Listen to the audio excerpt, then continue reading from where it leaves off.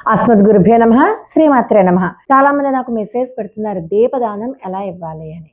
దీపదానం అన్నది కార్తీక మాసంలో సర్వశ్రేష్టమైనటువంటిది. మీకు కార్తీక మాసం 30 రోజులలోనూ కూడా ఏదో ఒక రోజు ఇవ్వచ్చు. ప్రత్యేకంగా కార్తీక శుద్ధ ఏకాదశి, ద్వాదశి, అలాగే కార్తీక పౌర్ణమి. అసలు కార్తీక పౌర్ణమి నాడు గనుక దీపదానం చేయగలిగితే అసలు ఒక్క మాటలో చెప్పలేమనమాట. ఒక నోరు సరిపోదు ఆ పుణ్యానికి. అంత విశేషమైనటువంటి ఫలితం. అయితే దీపదానం ఎలా ఇవ్వాలి అంటే, దీపదానానికి మీరు ఖచ్చితంగా మీ చేత్తో పేనినటువంటి ఒత్తినే, మీ చేత్తో తయారు చేసినటువంటి ప్రమిదనే ఉపయోగించాలి తప్పితే, బజార్‌లో కొన్నటువంటి ఒత్తులు గానీ, అవేమీ ఉపయోగించకూడదు.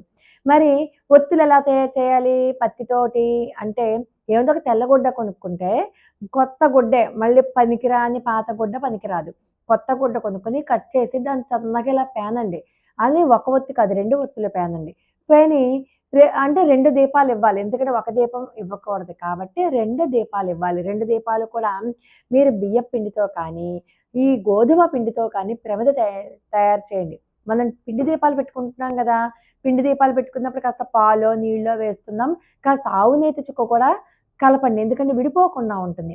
అలా 2 ప్రమిదలు చేసి, 2 ప్రమిదల్లోనూ 2 ఒత్తులు చొప్పున వేసి, ప్రమిదలో ఆవు నెయ్యి పోసి, అప్పుడు ఆ ఆవు నెయ్యి పోసినటువంటి ఆ ప్రమిదకి స్వయం పాకం కూడా ఇచ్చి, దక్షిణతో సహా ఒక ఉపాసకుడికి, ఒక సద్బ్రాహ్మణుడికి దానం ఇవ్వాలి. దానం ఇచ్చేటప్పుడు కూడా సర్వజ్ఞాన ప్రదం దీపం సర్వసంపత్ సుఖావహం దీపదానం ప్రదాస్యామి శాంతిరస్తు సదా మమ అంటూ ఆ శ్లోకాన్ని చెప్తూ దీపదానం ఇవ్వాలి. దీపదానం ఇచ్చాక దక్షిణ ఇవ్వడం మాత్రం మర్చిపోకూడదు. ఖచ్చితంగా దక్షిణ ఇచ్చే తీరాలి. ఇంకొకటి, కొంతమంది ఏం చేస్తారంటే కాస్త డబ్బులవి ఉన్నవాళ్ళు వెండి ప్రమిదనో, బంగారు ప్రమిదనో వేస్తారు. వెండి ప్రమిద చేసి దాంట్లో బంగారు ఒత్తి వేస్తారు. మీరు లోహాలతో కూడినటువంటి దీపాలు ఇచ్చినప్పటికీ కూడా వెలుగుతున్నటువంటి పిండి దీపం ఖచ్చితంగా దానంలో ఇచ్చి తీరవలసిందే.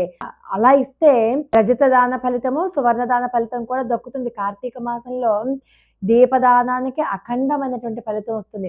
ఖచ్చితంగా దీపదానం ఇచ్చే రోజున మాత్రం మీరు శుభ్రంగా తలస్నానం చేసి, మంచి బట్టలు కట్టుకొని, ఇంట్లో పూజ, దీపారాధన అన్నీ అయ్యాక అప్పుడు సద్బ్రాహ్మణుడిని పిలిచి దీపదానం ఇస్తున్నామన్న విషయాన్ని ఆయనకి తెలియజేసి, ఆ విధి విధానాలు అవి తెలుసుకొని, ఈ రకంగా ఈ దీపదానం ఇచ్చేటటువంటి ఈ ప్రాసెస్‌ని ఫాలో అవ్వండి.